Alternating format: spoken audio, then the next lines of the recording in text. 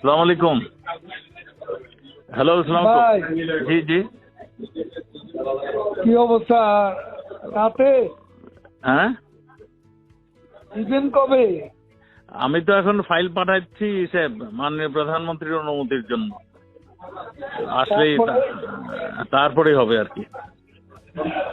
আজকে দেয়া যাবে। আশা করি ওটা ওখান থেকে আসলে আমরা করতে পারবো আর কি। এখন উনি কখন আচ্ছা, সাইন করে আমরা একটা পাঠান। র্যালি করতে চাইছিলাম, এটা আচ্ছা, কাল না করে শুক্রবারে করবো ঢাকা। করেন করেন করেন। এটা এটা আচ্ছা, ঠিক আছে। ঢাকার বাইরেটা কালকে, আচ্ছা, ঠিক কিন্তু আছে। ঢাকা এখনো আমরা হ্যাঁ বিশুদ্ধটা করতে চাই না, কারণ যানজট পরিস্থিতি জি, আর এই বিরাট ঘটনাটা যানজট হওয়ার হয়ে যাবে। পর বিভিন্ন স্পটে লোকজন থাকতো। জি জি আচ্ছা, আরেকটা বিষয়, জি। হারুন বেদি সরাই দিচ্ছেন। উনি তো খুব অ্যাডামেন্ট, আমরা সরাই নেই। ওই রাখছে, ডিএমপিতেই রাখতেছি। উনি বলছিলেন অন্যখানে দিতে, আমি ডিএমপিতেই রেখে দিচ্ছি। তার শুধু তার মানে দেশটা পরিবর্তন করে দিচ্ছি। এখানে তো একটা ডিমোরালাইজ হয়ে যাবে আমার পুলিশ, সেটা হবে, যেমন কিন্তু ঠিক। এতগুলো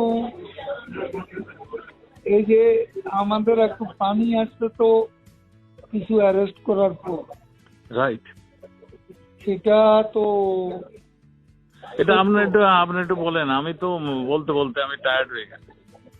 আপনি একটু না বললে আমি আর সাহস একটু পাচ্ছি। ওয়েট করেন। আচ্ছা, একটা লোকেরে সে কিছু কাজ করছে এবং আপনার পুলিশ ফোর্স তো ডিমোরালাইজ, সব ডিমোরালাইজ হয়ে যাবে। সেটাই আমিও কারো দিয়ে কাজ করাতে পারতেন। আমি তো সেটাই চাচ্ছি, সেটাই বলছি। সেই এখন কথা তো আপনি যা ফিল করেন হ্যাঁ, সেটা আপনি দয়া করে আমার সাথে বলতেছেন, এটা আপনি নেত্রীকে বলে দিবেন। আমি বলছি। তাহলে একটু চিন্তা করতে হবে। আপনি একটু আইজি আমি তো আলাপ করেন।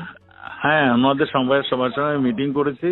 মিটিং করে যেহেতু প্রাইম মিনিস্টার এইভাবে বলতেছেন, আমি তখন এইটাই সিদ্ধান্ত নিয়েছি, ওনার ডেস্কটা পাল্টে ওই ডিএমপিতেই থাকবে, অ্যাজ ইট ইজ থাকবে, শুধু ডিবির জায়গায় সে অন্য আরেকটা দায়িত্ব যাবে। না, কিন্তু আপনি এতে খুব রিয়াকশন হবে, রিয়াকশন তো পুলিশের মধ্যে হবেই।